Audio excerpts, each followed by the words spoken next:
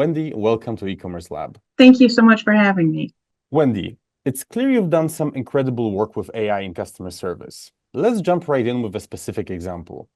Can you share a story where AI has significantly enhanced the customer journey at Missouri Star Quilt? Yes, absolutely. So, one of the best examples to start with is why and when we first implemented AI. So I've told this story a few times, and it's such a good beginning because I wasn't open to AI in the beginning. I've had bad experiences with it where it was utilized wrong and not in a good customer way. So I didn't want to do that to our customers because they mean so much to us, but we were so busy and my team was just drowning. And it was either look for an option or triple my team. And so we started to say, what does it look like? What do our processes look like? What are our options? What are the tools we can utilize? I spoke with a lot of companies and a lot of different tools, and we had determined we were going to try AI. We are going to do it in a way that made sense for us and our customers, and the way we did that. So we launched it, and we really we're looking for our customers to be able to come in and get these questions answered very quickly. And the major questions at the time were we switched to a Shopify platform from our homegrown and asked our customers if they would create a new account. Every single one of them, every customer. And for us, that was a lot. And our customers aren't necessarily internet savvy or technology savvy. And so this was quite an ask for them. And that put a lot of pressure on our team. And we needed a way for them to do it quicker, efficient, and not be a burden on any of us, whether it's my team or especially the customer. So we launched AI in order for them to just, on our website, have a quick answer or something that can go into our systems and do it for them. And so we wrote out the journey of what that should look like. And that's where it all kind of began. Our customers' journey into AI with us and our journey into it. Thank you for this example, Wendi. That's really impressive. Now, when it comes to designing an e-commerce experience, how do you ensure it truly reflects your brand's unique value proposition? We really start by what questions are we going to allow AI to answer? Because of our unique brand, we're a quilt company, right? So that means we sell quilts. That's not it. We sell and teach the fabric. We sell the fabric you need to make the quilt and the supplies, but we teach you how to quilt as well on our YouTube channels. And so what we do is we make ourselves a part of their journey because they're either an experienced quilter and they need some new inspiration, or they're coming to us because they're a brand new quilter and they need help with that. So how do we work AI into it to where we're still customer focused, but we're providing those examples? We're meeting the customers where they need to be. So the first thing we did was determine what AI can answer and what has to be answered by a human agent. And then we adjust it from there. And then we start talking about tone. We want our AI to answer in a specific tone that reflects our brand. And what that means is we want it to be empathetic. We want it to be fun and a little bit silly. That matches our tone. And that's what we need AI to do. We need it to answer in a little bit silly fashion, and that's okay. And then after we do that, we start adjusting the look of the AI. So when I come to Zowie and I ask, hey, can my chatbot look like Chuck the Duck? It's a wild question, but it matches our brand. And so we determined instead of Chuck the Duck, we now have AI generated pictures of our actual agents. And that reflects a beautiful who they're talking to. It even gives a little bit about the agent, like their favorite color, and that helps that customer connect. And so we really just want to connect to our customers, whether we're using a human agent or an AI agent. And we have to determine those small things that make up the experience and what that looks like. And would you say those small things are what's key to achieving consistently high customer satisfaction while using a mix of AI and human agents? It's those things, and you have to take time with your AI. It is only as smart as the time you give it. So if you're going to give it very basic answers and information, you're going to give your customers basic answers. Right? If you're giving basic information, you're giving your customers basic answers. You have to give it the tools to be successful. just like you do your agents. So you have to treat AI like one of your agents, and you have to give it the knowledge and the tools and the verbiage to use and allow it to do the job. And then once you're done with all of that, you have to inspect what you expect in AI, just like you do your agent.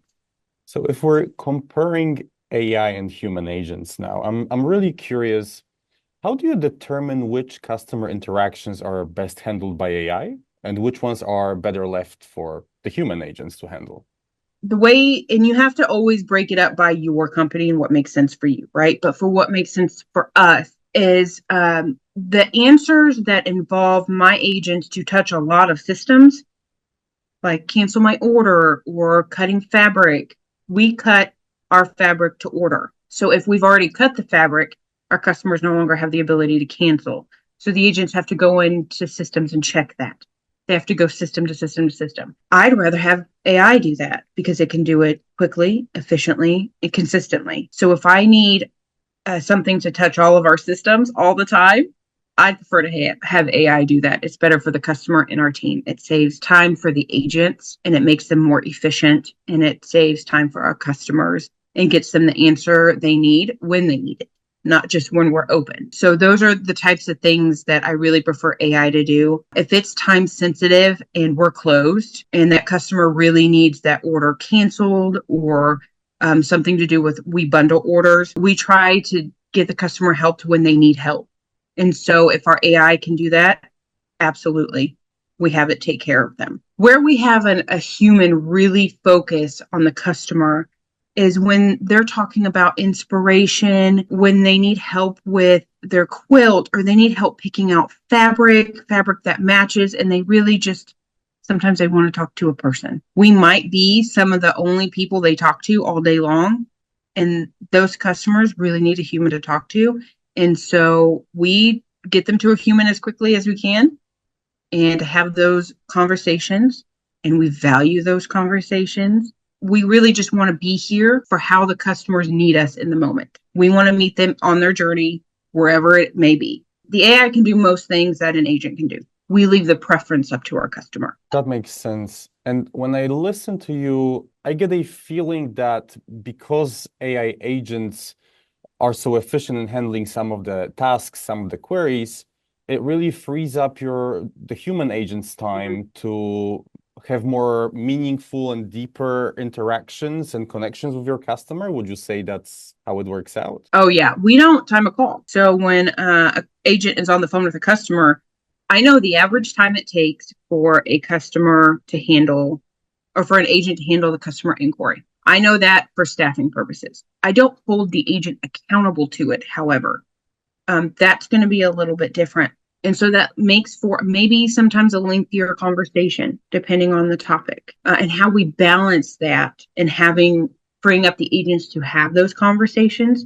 We balance that with AI so that the conversations that don't need to be lengthy, a customer calls in and they're on their lunch break and they need to cancel this order and they need to do it quickly. They can do that through the AI very quickly. And then starting to train is not the right word I want to use, but we really start to educate the customer on what they can do quickly with AI and that they still can contact our team if they need it. Got it. Thank you for that explanation. I think this one might be a big one because AI is still kind of a new thing, right? There's a lot of controversy and there are a lot of misconceptions about AI agents, etc. What do you think are the biggest ones that you've had to tackle throughout your adventure with AI? Sometimes when a customer sees that it's AI, they're immediately like, no, this is not going to be okay. This is going to be a bad experience. They may just automatically have this bias against it, like I did. So I too had this bias against AI because I've not had good experiences from it, or that it's going to make up answers, or it's going to get things done incorrectly, questions answered incorrectly. That's kind of some of the biggest misconceptions I've come across AI. And again, it's really only as smart as the information you give it. So if you give it basic information, you're going to give basic answers. Or one of the worst things you can do is have that be the only experience a customer gets, is they only get an AI agent. They don't get an option for a human agent. You can't. AI, to me, it's exciting and There's so much we can do with it, and there's so much we haven't even tapped into yet. We can use it internally as well as externally. Our my internal agents can ask the AI bot a question just like a customer can. We have so much room we can play with here. It is a tool. It is not the experience. And I think that's an important factor to take into. It is a tool that can make you successful. It can make your job easier. It can make for a good customer experience, but you got to pair it. You got to pair it with a human agent. You got to pair it with proper information. You really have to take time with it to be good, just like you have to invest your time with an agent. But the difference to me as a leader of a team is when I take time with I take time with AI once. I give it that information one time. When you make changes, or change is hard even when it's good change, and you make that change in AI, that change is made and it's done and you move on. I find that sometimes when you change with an agent, it takes more investment of my time to make sure that agent understands the change, that or the information, maybe not even the change, the information. Or my agent moves on and now I have to hire and train a new agent. I don't have to do that with AI. It just is there. It knows the information I give it. I give it one time. It's solid. So it saves time for me as a manager as well, or leader of a team. So it really gets down to picking the right tool and spending enough time on the implementation or connecting it to the right systems, on giving it enough training, and then it just makes a perfect match for your human agents team. Sounds like Yeah. it. Yeah. Yeah. And it can seem daunting to invest in this. You have to, to work with it and train with it. But in the long run, it's a good investment. It really is, because then you have it and you can just build upon it, and you can even have what we do here is creative. We can do that with AI. We can be creative with AI, and we can give our customers what they may not even know they wanted. Right. So you guys have you're starting to launch the voice with AI, right? And so you can talk to it. So I'm going to tell you, my question is, can I have it be a specific voice? Because I want to give them Jenny. I want them to talk to Jenny. I mean, how cool would that be? So really, it's just your imagination and what you can be capable of. So, by the way, that question's coming. So just be prepared for it. We And will. but that's the kind of stuff that excites me.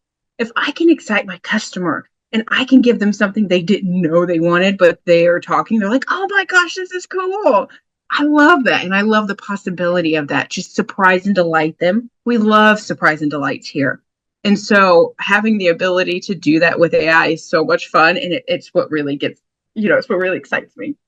Wendi, I can really feel your passion when I talk to you about customer experience. It's really incredible. Maybe before we wrap up, one final question. It feels like you're really passionate about making that experience for your customers really unforgettable.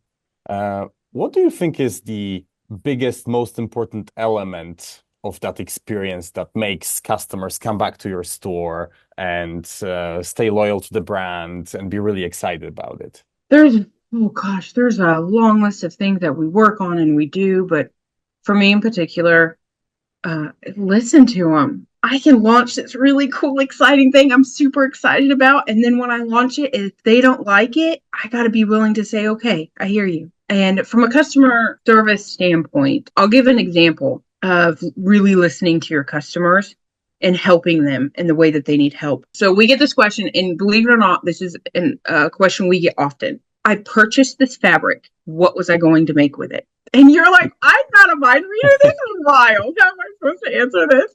And it's a made to order fabric, right? Yeah. So, like, we cut their specific needs. They tell us how much yardage they want. We cut it, we send it to them. And so they could have pre-cuts, they could have yardage, they could have these wild things on their order. And you're like, I'm sorry, I don't have psychic powers. I can't read your mind to tell you. But if you're listening, and a little bit of experience has taught me, the real question that they're asking is, did you launch a tutorial where this fabric was used? Or did you launch it in a daily deal where this fabric is used? Or maybe they need help with inspiration using this combination. It's usually probably a tutorial, or we put it in a daily deal email. Like, hey, we post this pattern in the daily deal email. So we can go back and we can look at our emails and we can say, oh, what about this one? It uses that fabric. We launched it the day you placed your order. It usually is that, but it's really just knowing your customer and listening to them.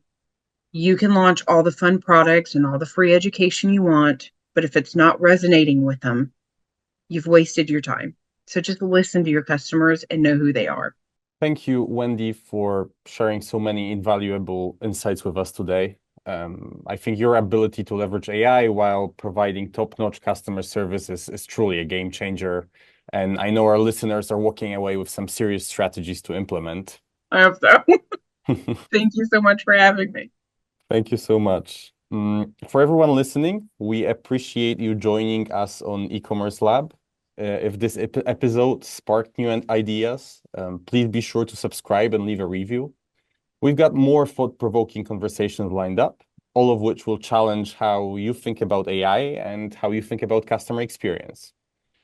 Until next time, keep pushing the boundaries and let AI amplify your customer-first approach.